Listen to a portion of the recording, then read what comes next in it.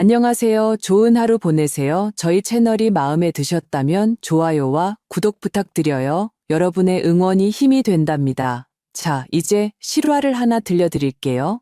아들이 내게 최후 통첩을 보냈다. 어머니, 제 아내를 돌보시든가 아니면 짐 싸서 나가세요. 나는 말없이 미소만 지은 채 여행 가방을 꺼내 집을 나섰다. 열흘이 지났다. 아들은 공황 상태에 빠져 내게 직접 전화를 걸었지만 내 대답을 듣고는 할 말을 잃었다. 민준과 유진의 집에서 아침은 늘 똑같이 시작되었다. 나는 평생 그랬듯 새벽 6시면 눈을 떴다. 동이 트기도 전 집안에서 첫 발소리가 들리기 한참 전이었다. 습관이란 참 이상한 것이다. 은퇴했으니 편히 쉬고 늦잠도 잘 법한데 수십 년간 몸에 밴 규칙적인 생활은 늦잠이라는 것을 몰랐다. 솔직히 말해 이 휴식은 처음부터 뭔가 잘못되어 있었다. 나는 침대 가장자리에 앉아 발 뒤꿈치가 바닥에 닿지 않도록 다리를 오므렸다. 이 집 마룻바닥은 한숨만 쉬어도 삐걱거렸다. 내가 지내는 작은 방은 예전에 손님방으로 쓰던 곳이었다. 작지만 햇살이 잘 들었고 그 일이 있고 나서 예전 집에서 내가 직접 챙겨온 소박한 침대보가 덮인 아담한 1인용 침대가 놓여 있었다. 창가에는 서랍장이, 그 옆 작은 탁자 위에는 내 안경과 빗이 꽂힌 컵, 그리고 사진 한 장이 있었다. 사진 속에는 남편 영철과 내가 바닷가에 서 있었다. 그가 내 어깨를 감싸고 있었다. 우리의 40주년 결혼기념일에 찍은 사진이었다. 3년 전 그는 떠났다. 어느 날 잠자리에 들었다가 다시는 깨어나지 못했다. 그 후로 모든 것이 어긋나고 금이 간 것 같았다. 과거가 있었고 그 후가 있었지만 지금은 무엇인지 알 수 없는 시간이 흐르고 있었다. 나는 조심스럽게 이부자리를 정리하고 이불 모서리를 바로잡고 창틀에 먼지를 닦았다. 작지만 나만의 공간이었다.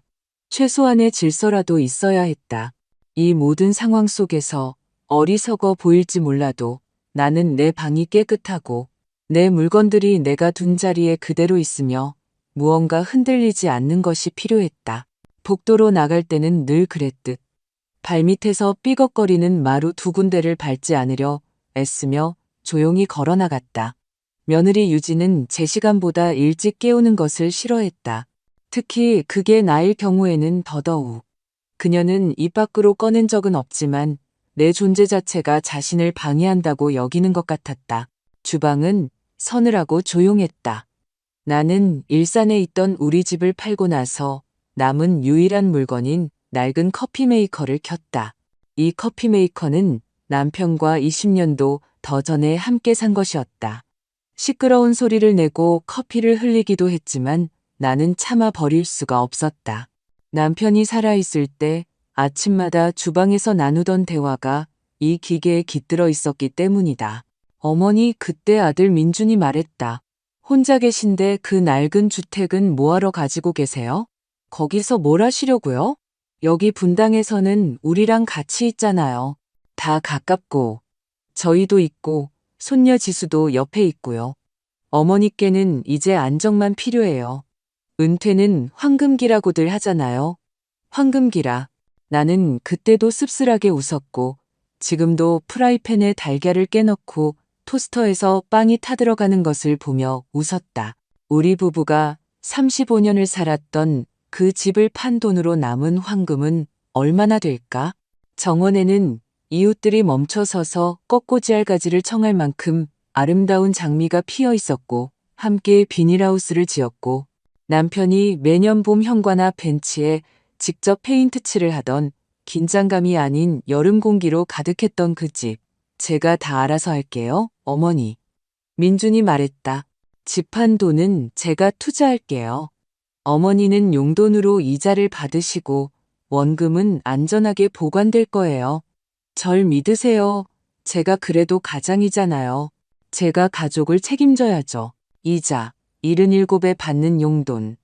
솔직히 말해 그 용돈은 점점 더 드물게 그리고 더 적은 액수로 들어왔다. 시장이 하락했다거나 지금은 때가 아니라거나 조금만 참으시면 나중엔 더 나아질 거라는 말뿐이었다. 하지만 그 나중은 어째서인지 오지 않았다. 나는 아침 식사를 접시에 담았다. 민준을 위해서는 베이컨을 곁들인 달걀 프라이와 토스트, 그리고 커피. 유진을 위해서는 오트밀과 베리, 그리고 녹차. 모든 것이 그들의 습관에 맞춰 엄격하게 준비되었다. 조금이라도 틀어지면 그날 하루는 엉망이 될 것이었다. 8시 반, 민준이 셔츠 차림으로 내려왔지만 소매는 구겨져 있었다. 머리숱이 줄고 관자놀이에는 흰머리가 보였으며 얼굴에는 피로가 가득했다. 스스로 말하길 보험업계에서 일한다는데 최근에는 마치 벽돌 자루를 짊어진 사람처럼 보였다. 좋은 아침이에요, 어머니. 그는 나를 쳐다보지도 않고 중얼거렸다. 그래, 아들, 아침 식사 차려놨다. 그는 고개를 끄덕이며 계속해서 휴대폰 화면만 들여다봤다. 내가 남편과 따로 살 때 그는 더 자주 전화했었다. 명절에는 항상. 그때는 목소리도 더 활기찼고 말도 달랐다. 하지만 이제 나는 마치 가구의 일부가 된 것 같았다. 있기는 하지만 없는 것 같은 존재. 8시. 유진이 하이힐 소리를 또각거리며 주방으로 들어왔다. 그녀의 모든 것은 완벽했다. 미용실에서 막 나온 듯한 머리, 한치의 오차도 없는 화장, 다리미질로 반짝이는 정장. 쉰을 바라보는 나이였지만 나이의 흔적조차 보이지 않으려 애쓰고 있었다. 어머님, 유진이 차갑게 말했다. 오트밀에 또 계피를 너무 많이 넣으셨네요. 미안하구나, 유진아. 다음엔 더 신경 쓸게. 그녀는 아무 대답 없이 마치 먹을 수 없는 것을 앞에 둔 것처럼 접시를 밀어냈다. 민준 씨, 잊지 마요. 오늘 디자이너 오기로 한 거. 2층 리모델링 상의해야 해요. 나는 얼어붙었다. 손에 든 커피 주전자가 얼음장처럼 차갑게 느껴졌다. 2층. 하지만 거긴 당신들 침실하고 내 방밖에 없는데, 네, 그녀가 태연하게 말했다. 집을 좀 정돈할 때가 됐어요. 그리고 우리 침실 옆에 있는 그 작은 방. 서재로 쓰기에 완벽한 공간이에요. 민준 씨에게는 일할 공간이 필요하니까요. 하지만 내가 거기 살잖니. 나는 떨지 않으려 애쓰며 말했다.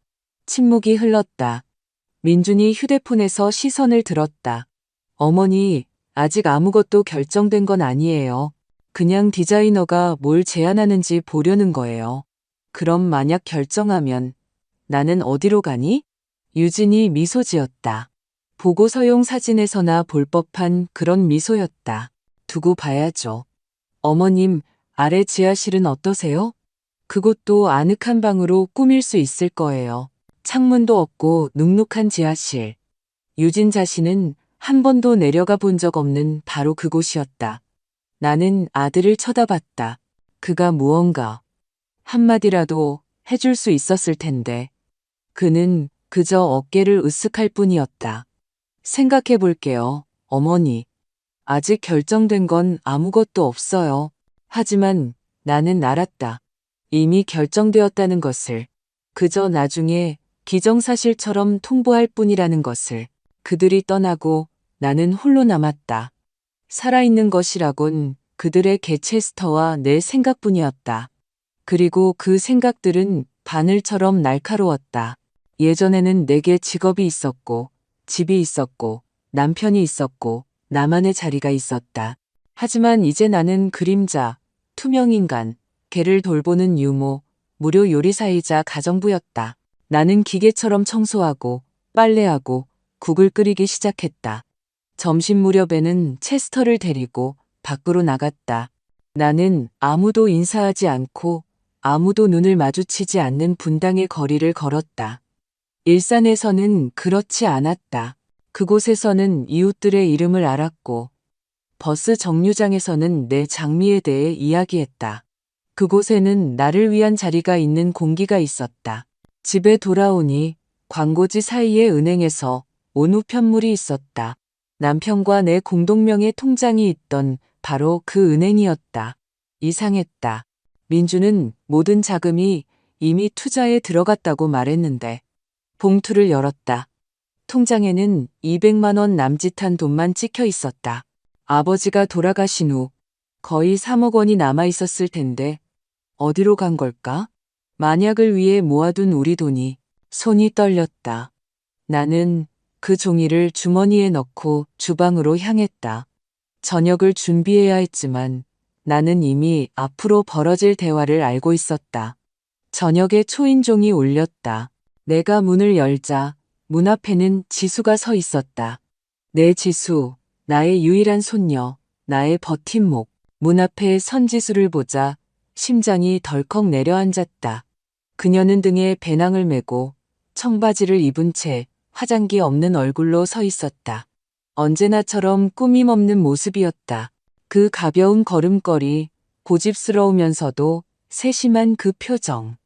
마치 내가 말하지 않았음에도 지금 내가 그 누구보다 자신을 필요로 한다는 것을 아는 듯했다. 할머니. 그녀의 목소리에는 내가 그토록 그리워했던 온기가 담겨 있었다. 나는 그녀를 끌어안았다. 그 순간 지하실과 꾸지람과 낯선 주방으로 가득한 이 세상이 조금은 더 다정하게 느껴졌다. 지수야, 내 기쁨아. 네가 올 줄은 몰랐네. 그녀는 소녀답게 눈을 동그랗게 떴다. 지난주에 아빠한테 문자 보냈어요. 할머니. 또 할머니한테 말씀 안 드렸나 봐요. 나는 아무 대답도 하지 않았다. 처음 있는 일이 아니었기 때문이다. 때로는 민준이 일부러 지수의 소식을 전하지 않는 것 같았다. 마치 우리를 벽 양쪽에 갈라놓으려는 것처럼 지수는 언제나 너무 직설적이고 관찰력이 뛰어났다. 다른 이들이 애써 외면하는 것을 보곤 했다. 괜찮아. 네가 온 게 중요하지. 내가 말했다. 들어와. 마침 저녁 준비하고 있었어. 그녀는 주방으로 들어와 식탁 옆에 배낭을 내려놓고 손으로 턱을 괜채 앉았다. 근데 다 할머니 혼자 하세요? 응. 할머니는 어떻게 지내세요? 나는 양배추를 썰며 어떻게 대답할지 고민했다. 어떻게? 다 괜찮다는 거짓말을 해야 할까? 아니면 마음만 더 아파올 진실을 말해야 할까? 그냥 그렇지, 뭐, 나는 조용히 말했다. 요리하고, 체스터랑 산책하고, 빨래하고, 바닥 닦고. 그럼 할머니 도와주는 사람은 누구예요? 그녀가 눈을 가늘게 뜨며 물었다. 아니면 여기서 혼자 살림 다 하시는 거예요? 나는 어떻게 설명해야 할지 몰랐다. 때로는 사람이 아니라 가구의 일부가 된 것 같은 기분이라는 것을, 집에는 있지만 삶 속에는 없는 것 같은 기분이라는 것을, 치우기와 준비하기 사이에서 존재한다는 것을 어떻게 말해야 할까? 괜찮아, 할만해. 내가 말했다. 너는 어때, 지수야? 공부는 네가 하는 그 환경운동은? 네, 아직 그거 하고 있어요. 지금은 도시 녹화 프로젝트를 하고 있는데 문득 할머니 정원이 생각났어요. 일산에 있던 집. 우리가 토마토 심었던 그 비닐하우스요. 나는 미소 지었다. 그녀가 고무장화를 신고 밭 사이를 뛰어다니던 모습. 마치 마법을 보듯 새싹을 바라보던 모습이 떠올랐다. 있잖아요, 할머니. 그녀가 갑자기 말했다. 저는 아직도 왜 그 집을 파셨는지 이해가 안 가요. 할머니가 그렇게 좋아하셨는데. 나는 칼을 내려놓고 앞치마에 손을 닦은 뒤 그녀의 맞은편에 앉았다. 영철 할아버지가 돌아가신 후에 거기 더는 머물 수가 없었어. 모든 것이 그 사람을 떠올리게 했거든. 그때 민준이가 계속 설득했지. 저희 집에 오세요. 혼자 계시지 않게. 그래서 나는 믿었어. 내가 그들에게 필요할 거라고 믿었지. 지수가 내 손 위에 자신의 손을 덮었다. 할머니는 정말 그들에게 필요해요. 단지 이런 방식이 아닐 뿐이죠. 그 사람들은, 그녀는 말을 흐렸다. 그 사람들은 할머니를 하녀처럼 대하잖아요. 그리고 할머니도 그걸 아시죠. 나는 반박하고 싶었다. 아니, 꼭 그렇지는 않다고. 여기서 나를 반겨준다고. 하지만 그럴 수 없었다. 지수의 눈에 내 자신의 진실이 비치고 있었기 때문이다. 괜찮아, 얘야. 그냥 내가 좀 피곤해서 그래. 이건 피로가 아니에요. 저 여기 올 때마다 느껴요. 이 집은 남의 집 같고 할머니는 그 안에서 세입자 같아요. 자기 구석에서요. 이건 옳지 않아요. 지수는 언제나 나이보다 현명했다. 다른 이들이 생각만 하고 감히 입 밖에 내지 못하는 말을 하곤 했다. 우리는 대화를 이어가지 못했다. 현관에서 문이 쾅 닫히는 소리가 났다. 유진이 집에 돌아온 것이었다. 그녀는 어깨에 가방을 메고 하이힐을 신은 채 언제나처럼 차갑고 흠잡을 데 없는 모습으로 들어왔다. 주방 문턱에서 멈춰섰다. 지수구나. 그녀는 억지 미소를 지으며 말했다. 오늘 네가 올 줄은 몰랐네. 아빠한테 문자 보냈어요. 지수가 차분하게 대답했다. 늘 그렇듯 아마 깜빡하고 전해주는 걸 잊으셨나 봐요. 유진은 콧방귀를 뀌며 주방으로 들어와 모든 것을 세심한 눈길로 훑어보았다. 마치 모든 것이 자기 기준에 맞는지 깨끗한지 정돈되었는지 주전자가 그을음 하나 없이 깨끗한지 확인하는 것 같았다. 그녀는 나를 보았다. 저희 지금 민준 씨랑 디자이너 기다리고 있어요. 리모델링 상의하려고요. 서로 방해되지 않았으면 좋겠네요. 나는 최대한 조용히 숨 쉬려 애쓰며 말없이 국을 적고 있었다. 지수는 물론 참지 못했다. 정확히 뭘 바꾸실 계획인데요? 2층이요. 유진은 마치 벽지 색깔을 고르는 듯 가볍게 말했다. 손님 방을 서재로 만들고 싶어요. 민준 씨에게 일할 공간이 필요해서요. 할머니 방을요? 지수의 목소리가 날카로워졌다. 그럼 할머니는 어디서 지내시고요? 유진의 시선이 차가워졌다. 여러 방안을 검토 중이야. 아마도 지하실. 거기도 공간은 충분하니까. 지하실이요? 진심이세요? 내가 재빨리 끼어들었다. 지수야, 그러지 마라. 아직 논의 중인 일이야. 아니에요, 할머니. 이건 논의가 아니라 퇴거예요. 처음엔 어머니 오셔서 같이 살아요. 그 다음엔 집하세요. 이제는 지하실로 내려가세요라니. 그리고 그 돈은 다 어디 갔어요? 그만해. 유진이 날카롭게 말했다.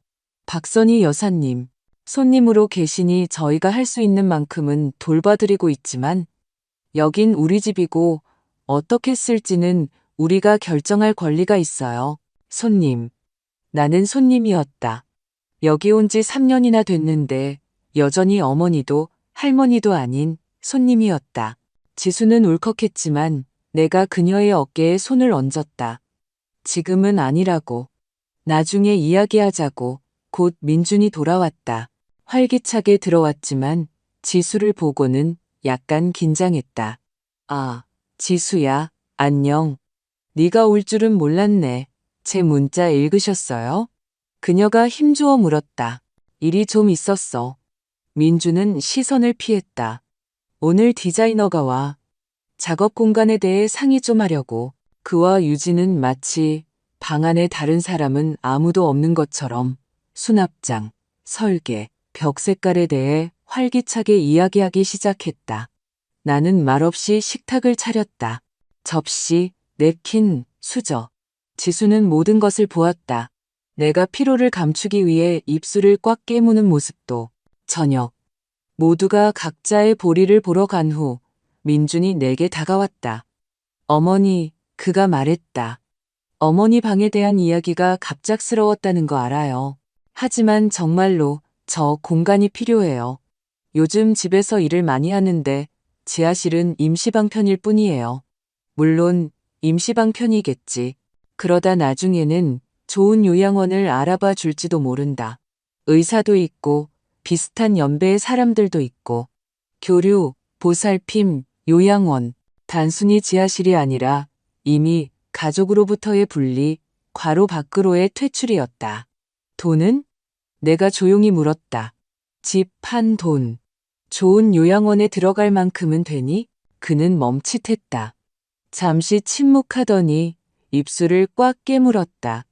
지금은 돈 이야기하기 좋은 때가 아니에요. 시장이 불안정해서요.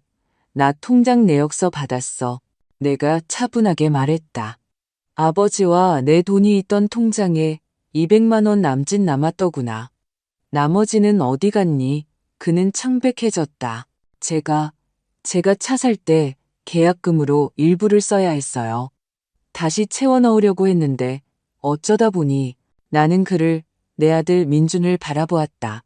내가 키우고 동화를 읽어주고 재우고 돌봐주었던 내 아들을 나는 그를 알아볼 수가 없었다. 언제 그가 이렇게 변했을까? 아니면 원래 이런 사람이었을까? 그저 내가 외면하고 싶었던 걸까? 초인종이 울렸다. 디자이너였다. 그는 안도의 한숨을 쉬며 나를 홀로 남겨두고 가버렸다. 나는 내 방으로, 아직은 내 방인 곳으로 올라가 침대에 앉아 영철의 사진을 보았다. 이전 삶에서 남은 것은 그것뿐이었다. 문에 노크 소리가 들렸다. 할머니, 들어가도 돼요? 물론이지, 얘야. 그녀는 옆에 앉아 내 손을 잡았다. 어떻게 할머니한테 이럴 수 있는지 모르겠어요. 이건 비인간적이에요. 나는 그녀의 손을 꽉 잡았다. 강하고 곧은 나의 버팀목. 내 잘못이야. 내가 그들에게 필요할 거라고 믿었어. 이제야 알겠어. 내가 필요한 게 아니라 편리한 도움이 필요했던 거야. 무료로. 저는 할머니를 사랑해요. 할머니는 제게 주방에서 비누 만드는 법을, 창가에서 토마토 싹 틔우는 법을 가르쳐 주셨어요. 할머니는 그냥 할머니가 아니라 제 사람이에요. 나는 그녀가 아주 어렸을 때 내 비닐하우스에서 작은 새싹들을 보던 모습이 떠올랐다. 모든 푸른 잎사귀를 기적처럼 기뻐하던 모습. 아래층에서는 목소리들이 들렸다. 민준, 유진, 디자이너. 나 없이 내 방에 대해 논의하고 있었다. 나는 지수의 눈을 그리고 내 안에서 무언가 변했다. 오랜만에 처음으로 안에서 무언가 딸깍하는 소리가 난 것 같았다. 어쩌면 아직 모든 것을 잃은 것은 아닐지도 모른다. 어쩌면 나는 아직 어떻게, 그리고 어디서 살지 선택할 수 있을지도 모른다. 다음 날 나는 평소보다 일찍 잠에서 깼다. 알람 때문도 소음 때문도 아니었다. 그저 내면의 무언가가 더 이상 편히 잠들지 못하게 했다. 모든 것이 쳇바퀴 돌듯 반복되었다. 일어나서 몸단장을 하고 주방으로 가서 아침을 준비했다. 모든 것이 안개 속에 있는 듯했다. 단지 이제 그 안개 속에는 뚜렷하고 무거운 생각이 떠올랐다. 나는 제자리에 있지 않다. 지수는 첫 기차를 타러 갔다. 강의와 프로젝트 지도 교수와의 만남이 있다고 했다. 우리는 대문 앞에서 껴안았고 그녀는 주말에 다시 오겠다고 약속했다. 그리고 할머니, 그녀가 진지하게 말했다. 우리 다시 이야기해요. 하지만 그동안 그냥 생각해 보세요. 앞으로도 이렇게 살고 싶으신지. 나는 그저 고개를 끄덕일 뿐 더는 말을 잇지 못했다. 목에 무언가 걸린 것 같았다. 집이 비자 나는 늘 하던 대로 집안일에 매달렸다. 하지만 손은 움직이고 생각은 멈춰 있었다. 생각은 마치 다른 곳. 아직 우리 집이 있던 일산 정원이 있던 곳. 내 젬병들이 선반에 가지런히 놓여 있던 곳. 모든 것이 제자리에 있던 그 어딘가에 가 있었다. 나는 내 방으로 가서 오래된 사진첩을 꺼냈다. 오랫동안 보지 않았던 사진들이 있었다. 여기 남편과 내가 낡은 배나무를 배경으로 별장에서 찍은 사진. 여기 졸업식 날 학교 동료들과 함께 부케를 들고 웃고 있는 내 모습. 그리고 여기 아직 어렸던 민준이 내 무릎에 앉아 플라스틱 자동차를 손에 쥐고 있는 모습. 꾸밈 없이 필요 없이 원망 없이 렌즈를 보고 그저 엄마에게 미소 짓고 있었다. 나는 오랫동안 이 사진을 바라보았다. 그러고는 생각 없이 휴대폰을 꺼내 번호를 눌렀다. 젊을 때부터 가지고 다니던 수첩에 적어둔 낡은 번호였다. 여보세요. 익숙한 목소리가 들려왔다. 경자니? 나야, 선이. 세상에 몇 년 만이야. 너 맞니? 나는 미소를 참을 수 없었다. 나야. 미안해. 연락 못해서 정신이 없었어. 무슨 소리야, 바보야. 내가 얼마나 너를 찾았는데. 영철 씨 돌아가신 후로 그냥 사라져 버렸잖아. 전화도 편지도 없이. 너 지금 어디야? 나는 있는 그대로 모든 것을 이야기했다. 남편의 죽음, 아들의 설득, 이사, 작은 방, 지하실, 돈 문제, 그리고 지수 이야기까지. 내 목소리는 담담했고 거의 감정이 없었다. 하지만 경자는 침묵했고 나는 그녀가 모든 것을 이해했다는 것을 알았다. 선이야, 그 사람들이 너한테 어떻게 그런 짓을. 아, 나도 잘못이 있지. 다를 줄 알았어. 그럼 집은 판 거야? 팔았어. 그리고 전부 아들 손에? 응, 나를 위한 거라고 하더군. 지금은 제대로 된 돈도 안 남았지만 경자는 무겁게 한숨을 내쉬었다. 내 말 잘 들어. 너 거기 계속 있을 의무 없어. 원하면 나한테 와. 나방 2개짜리 아파트에서 혼자 살아. 남편 가고 나서 방 하나가 비어 있어. 호화롭게 살지는 않지만 밥 먹고 차 마실 정도는 돼. 그리고 너는 손님이 아니라 친구로 사람답게 지낼 수 있을 거야. 나는 바로 대답하지 못했다. 말을 하기가 어려웠다. 오랜 우정, 그리고 내가 스스로 껍질 속으로 들어가 고통도 진실도 누구와도 나누려 하지 않았던 그 세월. 너한테 짐이 되지 않을까? 무슨 소리야, 선이야. 우리 남 아니잖아. 내가 대학 때 졸업 논문 못 냈을 때 네가 구해줬던 거 기억 안 나?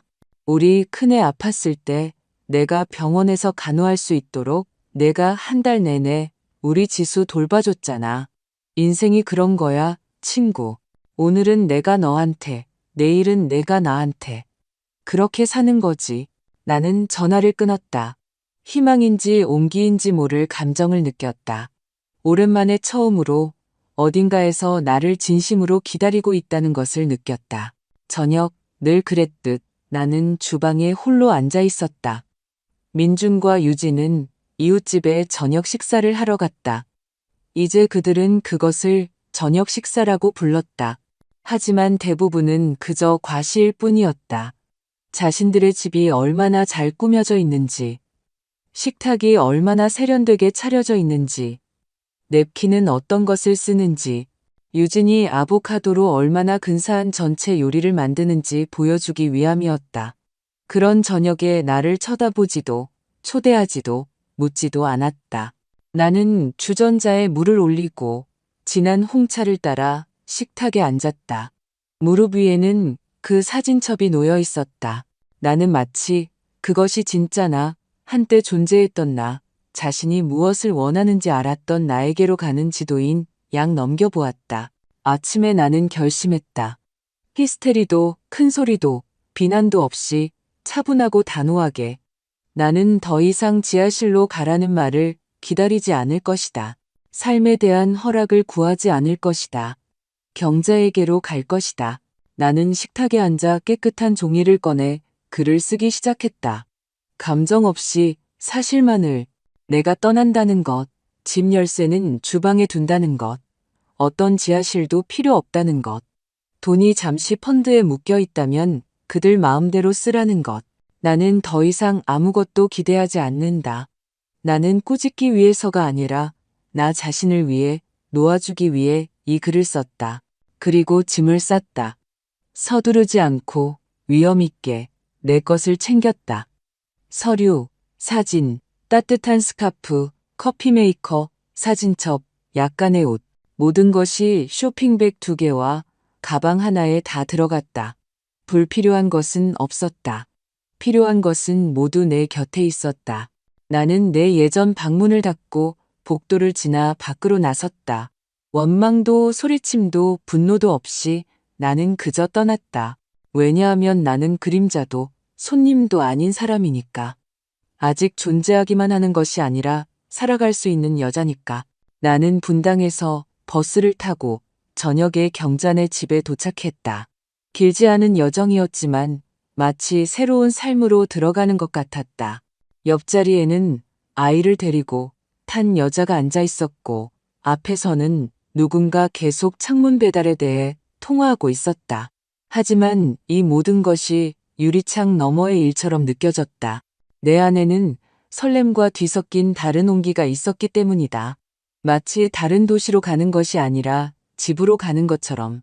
비록 이제 내게는 집이 없었지만 경자는 정류장에서 나를 기다리고 있었다.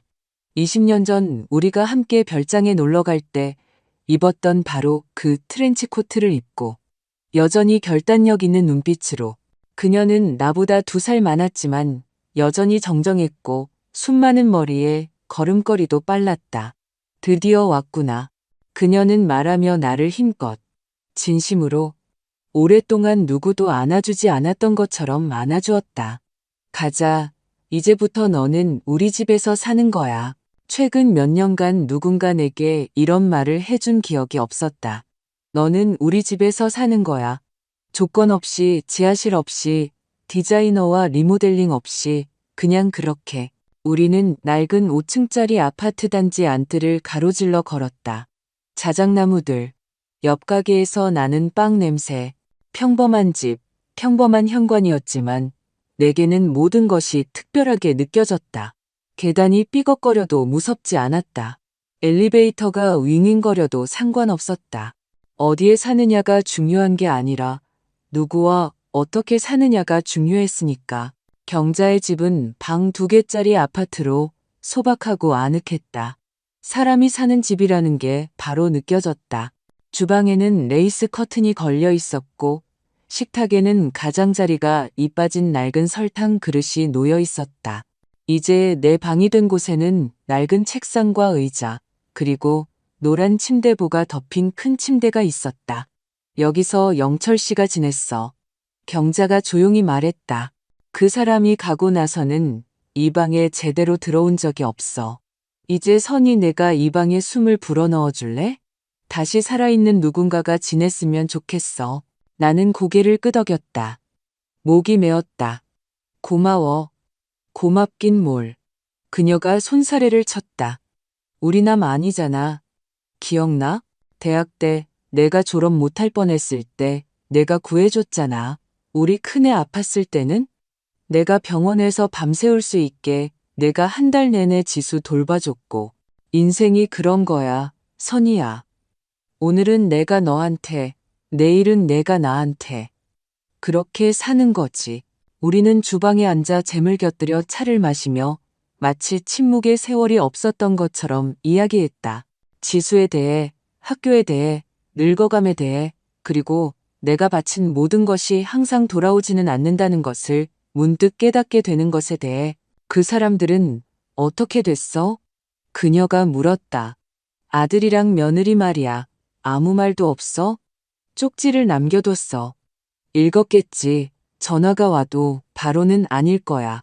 엄마가 떠났다고 어떻게 말해야 할지 생각할 시간이 필요할 테니 디자이너 앞에서 창피하잖아. 경자는 씁쓸하게 웃었다. 요즘 세상이 그렇지. 편리한 엄마, 조용한 엄마, 방해되지 않는 엄마. 자기 의견이라도 내면 바로 규격 외에 취급받고 요양원이나 가라고 하고. 우리는 침묵했다. 그러다 그녀가 갑자기 일어섰다. 가자. 우리 아파트 단지 구경시켜줄게. 우리 여기서 할머니들이랑 모여. 우리만의 명당 벤치가 있어.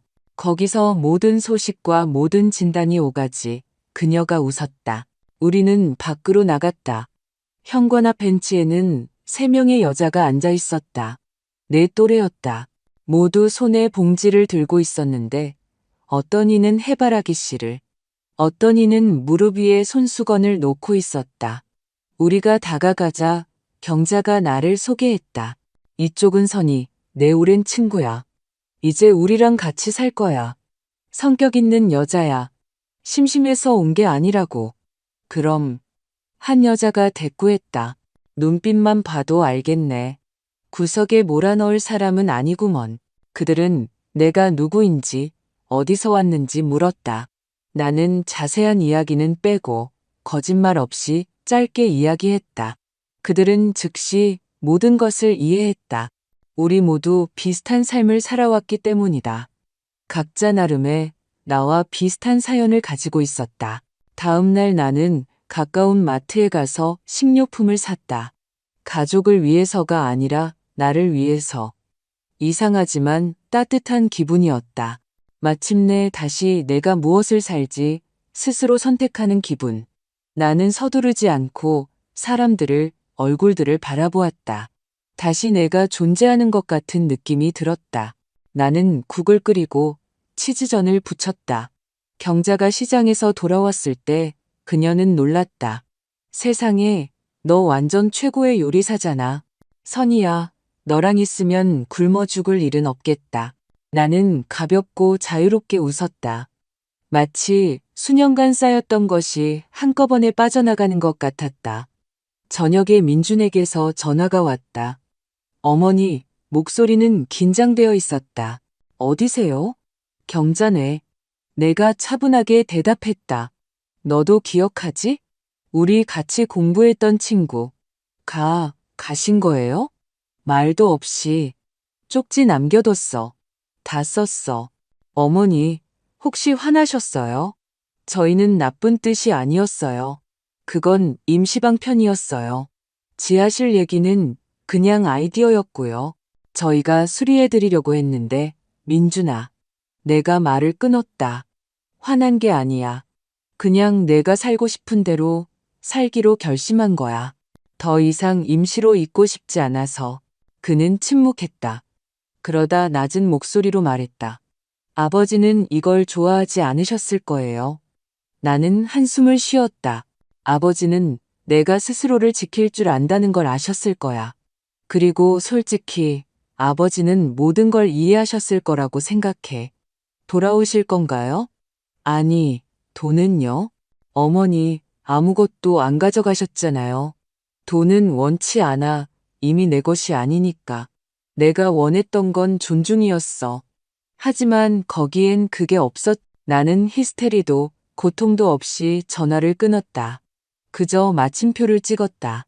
그날 밤 나는 편안하게 잠들었다.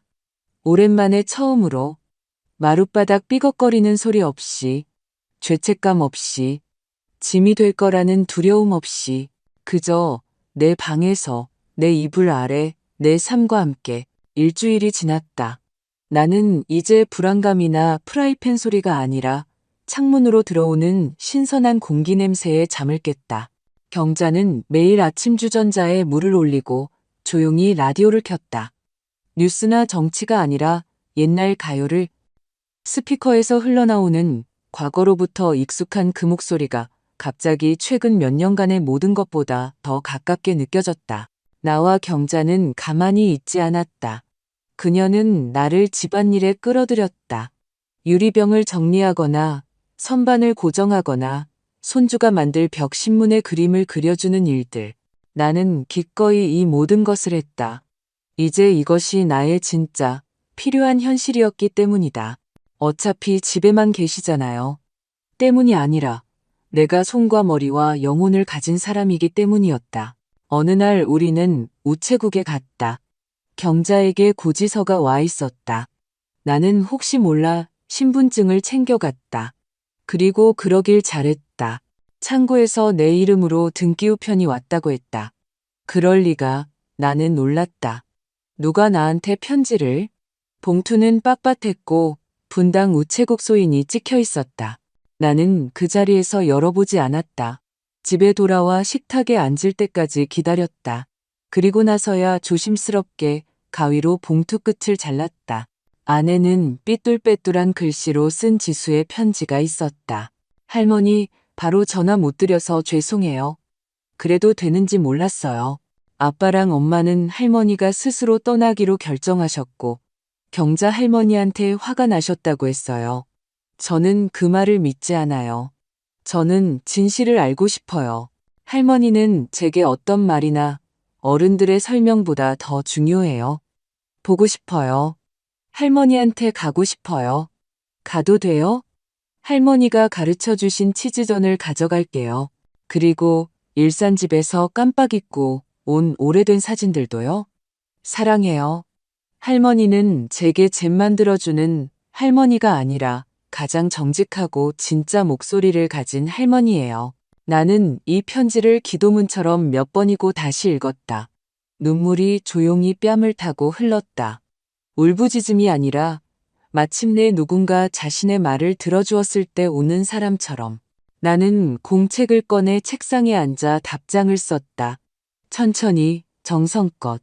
지수야, 물론이지. 오렴, 여기 오면 치즈전도 있고, 산딸기차도 있고, 밤늦도록 나눌 이야기도 있단다.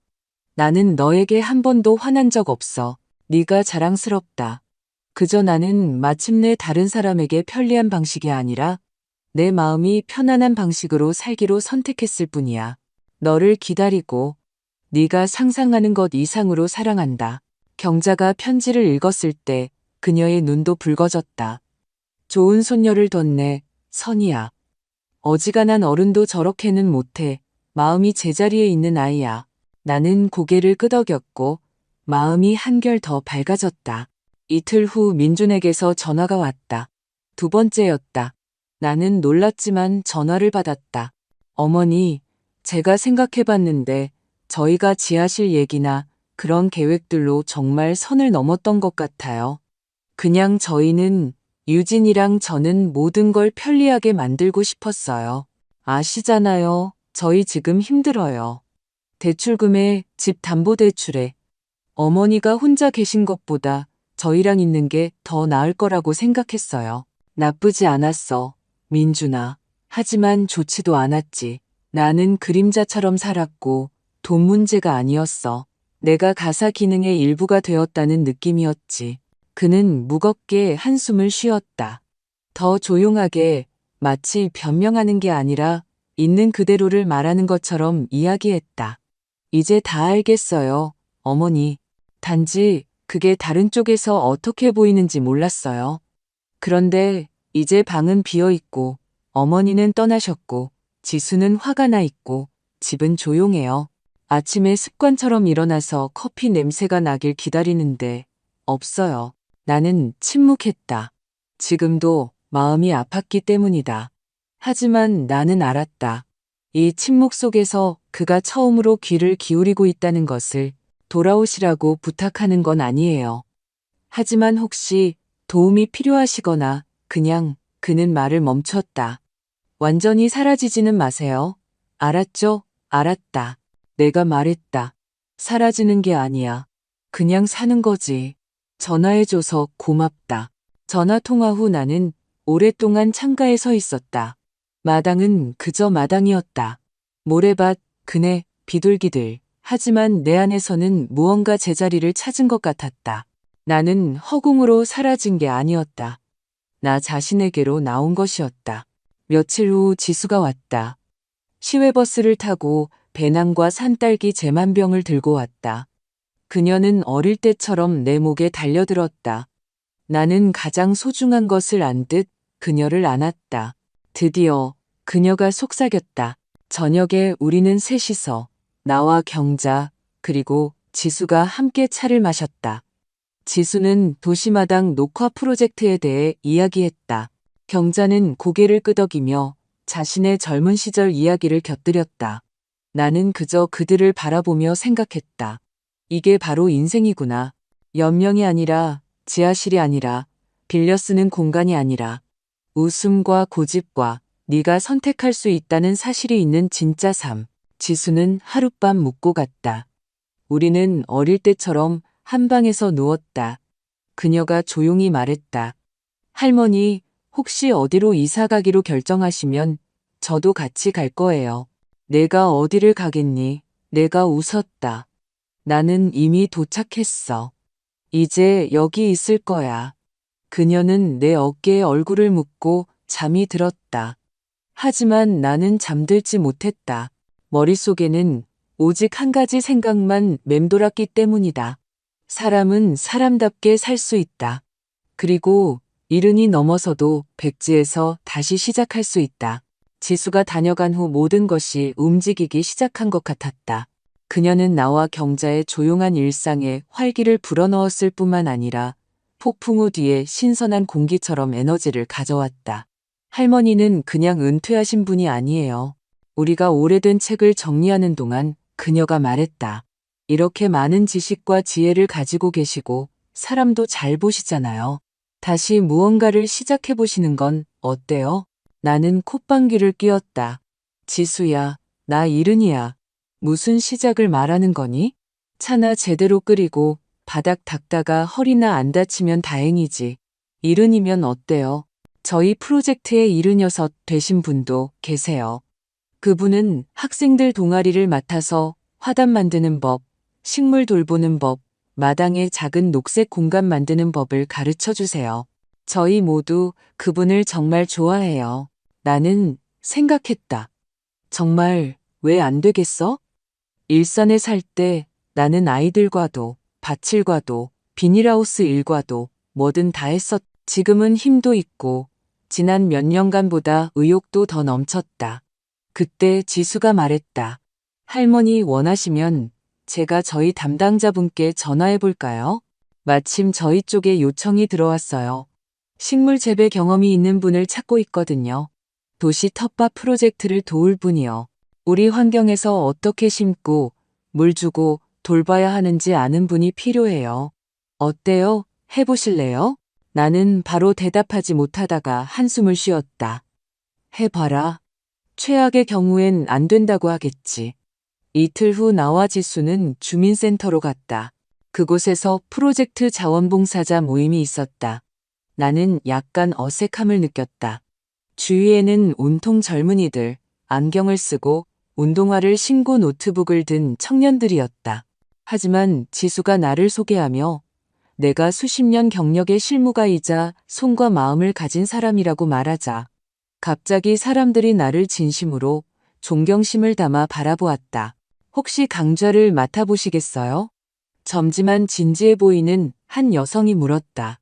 저희가 지금 한 지역에서 프로그램을 시작하고 있어요. 그곳에는 주로 어르신들이 사시는데 많은 분이 외롭게 지내세요. 저희는 마당에 활기를 불어넣고 텃밭과 화단을 만들어 집 밖으로 나올 의미를 만들어드리고 싶어요. 그분들과 소박하게 사람 대 사람으로 이야기하고 어떻게 하는지 보여줄 수 있는 분이 필요해요. 하실 수 있겠어요? 나는 말없이 고개를 끄덕였다. 내면 어딘가에서 이미 알고 있었기 때문이다. 할 수 있다고 이것이 바로 인생이니까. 나 자신만을 위해서가 아니라 다른 사람들을 위해서도. 몇 주 후, 나는 일주일에 2번씩 이웃 동네로 다녔다. 두 아파트 건물 사이에 있는 잡초 외에는 거의 아무것도 자라지 않던 작은 공터였다. 우리는 그곳 주민 아주머니들과 함께 메리골드를 심고 마른 나뭇가지를 자르고 텃밭을 만들었다. 그리고 무엇보다도 이야기를 나누었다. 박선희 선생님은 어디서 오셨어요?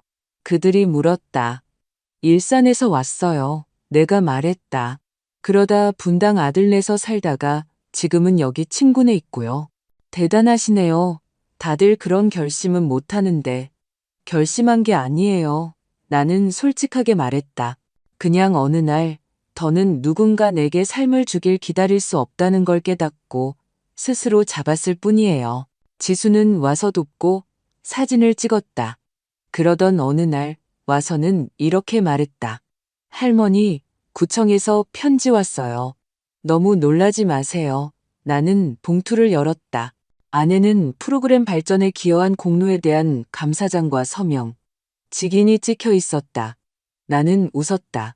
3년 동안 남의 집 변기를 닦고 큰 기침 소리도 못 내던 늙은이에게 구청에서 온 감사장이라니. 세상은 알고 보니 얼굴을 돌려 보여주기도 하는 것이었다. 그러다 저녁에 차를 마시는데 민준에게서 전화가 왔다. 어머니, 저 들었어요. 이제 프로젝트 하신다고요. 신문에도 나오셨다면서요. 지수가 저희한테 링크 보내줬어요. 나는 침묵했다. 어머니, 어떻게 말씀을 드려야 할지 모르겠어요. 부끄러워요. 전에는 제가 모든 걸 옳게 하고 있다고, 해야 할 대로 하고 있다고 생각했는데, 이제 어머니를 보니 역겨워요. 역겨워할 거 없어. 내가 조용히 말했다. 거칠애를 위해서가 아니라 진심으로 정직하게 살아야 하는 거야. 그는 잠시 침묵하다가 말했다. 찾아뵙고 싶어요. 그냥 이야기하러요. 따지거나 변명하러 가는 게 아니라 그냥 아들로서 어머니에게요. 괜찮을까요? 나는 오랫동안 침묵했다. 그러다 말했다. 오렴. 하지만 손님으로가 아니라 설명하려 하지 않고 들을 준비가 된 사람으로 오너라. 다음 날 그는 유진 없이 혼자 왔다. 내가 모종을 돌보고 있던 방으로 그가 들어왔을 때 나는 일어서지 않고 그저 눈을 들었다. 그는 서 있었다. 키가 크고 내 아들이고 어른이지만 길을 잃은 모습으로. 어머니, 죄송해요. 그가 말하며 고개를 숙였다. 이제 다 알겠어요. 너무 늦은 것 같아 두렵습니다. 늦었다는 건 용서를 구할 줄 모르는 사람들에게나 해당하는 말이야. 너는 왔잖니? 그는 옆에 앉았다. 우리는 오랫동안 침묵했다. 그러다 내가 그냥 그의 손을 잡았다. 우리는 그렇게 말없이 앉아 있었지만 마치 말없이 모든 것을 이야기한 것 같았다. 민주는 군더더기 없이 조용히 떠났다. 우리는 포옹하지도 울지도 더 가까워지자고 맹세하지도 않았지만 우리 사이에 무언가 딱 붙어 있던 것이 떨어져 나간 것 같았다. 우리가 수년간 벽돌 하나하나 쌓아 올렸던 바로 그 벽이. 그가 나가자 가슴에는 분노도 원망도 아닌 평온이 남았다. 며칠 후 유진이 문 앞에 나타났다. 초인종도 예고도 없이. 내가 문을 열자 그녀는 늘 그랬던 그 표정으로 서 있었다. 엄격한 얼굴, 뚜렷한 턱선, 꽉 담은 입술. 손에는 서류 폴더가 들려 있었다. 들어가도 될까요? 그녀가 물었다. 나는 말없이 옆으로 비켜섰다. 우리는 주방으로 갔다. 내가 차를 따르자 그녀는 폴더를 식탁 위에 놓았다. 저희가 잘못했다는 걸 말씀드리러 왔어요. 그리고 저도 그걸 이제는 압니다. 바로는 아니었지만요. 어머님이 떠나시고 나서야 알았어요. 나는 침묵했다. 그녀가 말하게 두었다. 그때는 모든 게 논리적이라고 생각했어요.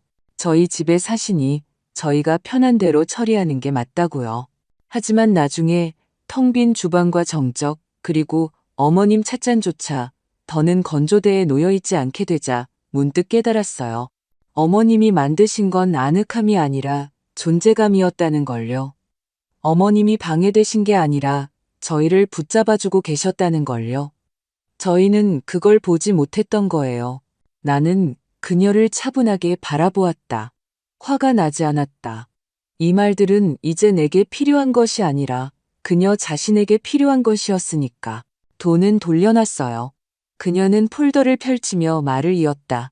집 팔아서 나온 돈, 이자까지 전부요. 여기 내역서예요. 어머님 명의로 된 통장이고요. 오직 어머님 거예요. 용서를 구하는 게 아니에요. 제가 처음부터 했어야 할 일을 하는 것뿐이에요. 나는 폴더를 받아보았다. 그래, 통장은 개설되었고 금액도 제자리에 있었다. 알다시피 유진아, 내가 조용히 말했다. 문제는 돈이 아니었어. 내가 그 집에서 아무것도 아니었다는 사실이지.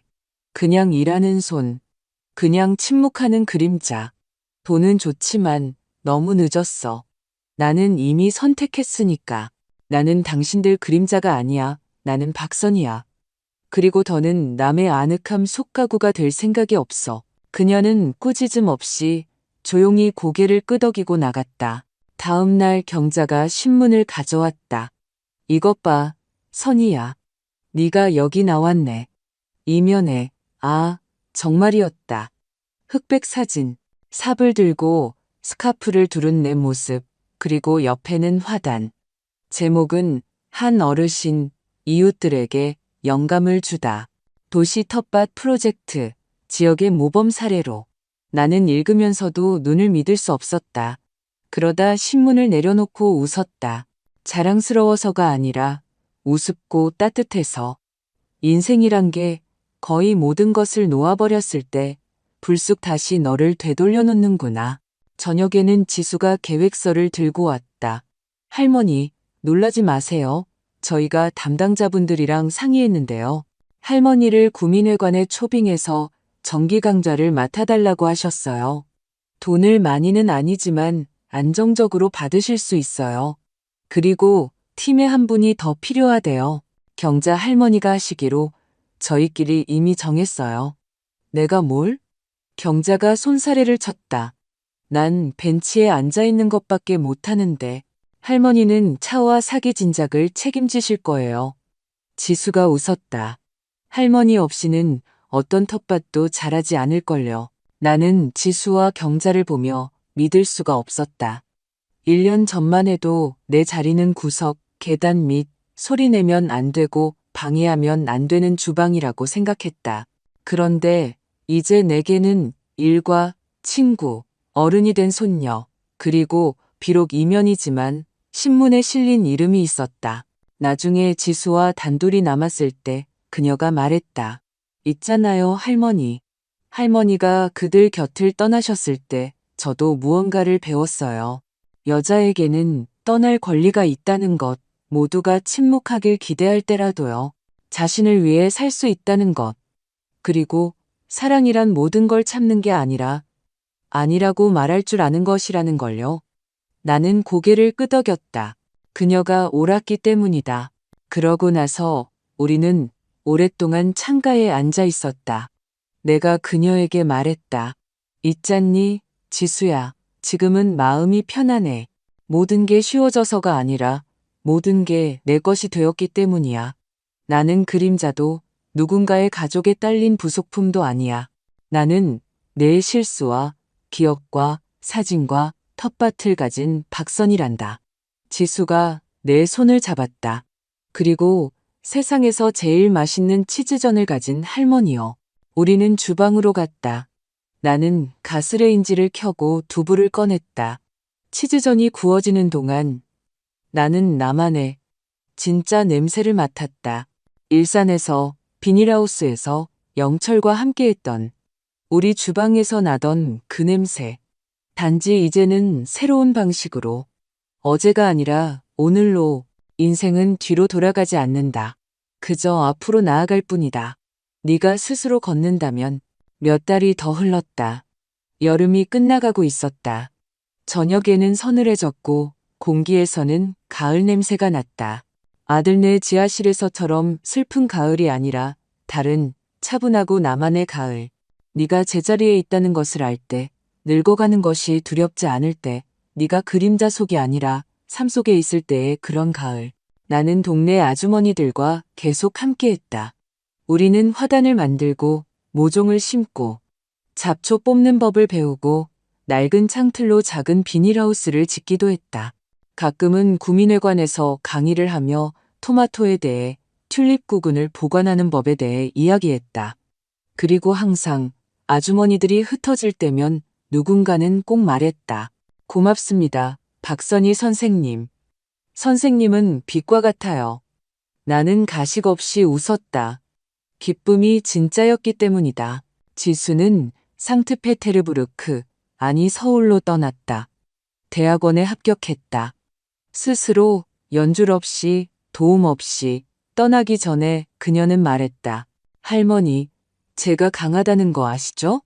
왜 그런지 아세요? 할머니가 계셨기 때문이에요. 우리는 눈물 없이 그저 따뜻하게 오랫동안 껴안았다. 나는 알았다. 그녀는 가지만 길을 잃지 않을 것이다. 그녀는 자신과 함께 있는 법, 비좁아질 때 떠나는 법을 알기 때문이다. 그녀는 그것을 나에게서, 나는 인생에서 배웠. 어느 날 벤치에 나가 앉아 있는데 이웃집 남자가 다가왔다. 50살쯤 되어 보이는 조용한 남자였는데 손주를 데리고 있었다. 혹시 그 박선희 선생님이신가요? 그가 물었다. 선생님 덕분에 여기가 다 화사해졌다고 들었습니다. 저희 마당은 황량해서요. 혹시 어떻게 시작하면 좋을지 조언 좀 해주실 수 있을까 해서요. 나는 깨달았다.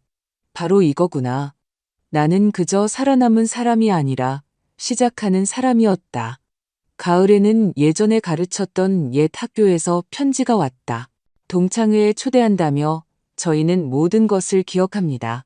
와주세요 라고 했다. 나는 갈 것이다. 더는 과거가 두렵지 않기 때문이다. 나는 이제 뒤돌아보아도 부끄럽지 않은 여자가 되었다. 그리고 민주는 자주 전화하지는 않았지만 진심으로 전화하기 시작했다. 가끔은 조언을 구하고 가끔은 그저 내 안부를 물었다. 의무감 때문이 아니라 원했기 때문이다. 그것으로 충분했다. 유진은 더 이상 나타나지 않았다. 그럴 필요도 없었다. 각자 자신의 선택을 했고 각자 이제는 남의 세계를 침범하지 않고 자신의 세계에서 살고 있었다. 어느 날 저녁 나는 창가에 앉아 있었다. 무릎에는 뜨개 담요가, 창턱에는 유리잔에 담긴 차가 있었다. 창밖에는 비가 내리고 젖은 흙냄새가 났다. 그리고 나는 생각했다. 이것이 바로 소박한 행복이구나. 요란하지 않고 사진용도 아니고 과시용도 아닌 나만의 조용하고 진짜 행복. 내가 존재하고 인생이 흘러가고 내가 그 곁에 있을 때 지하실도 문 뒤도 가장자리도 아닌 바로 그 중심에 나는 더 이상 누군가 내게 자리를 주길 기다리지 않는다. 내가 직접 만들었다. 나는 박선이 71살이다. 나는 짐도 과거의 그림자도 임시 존재도 아니다. 나는 살 줄 아는 여자다. 그리고 그것으로 충분하다.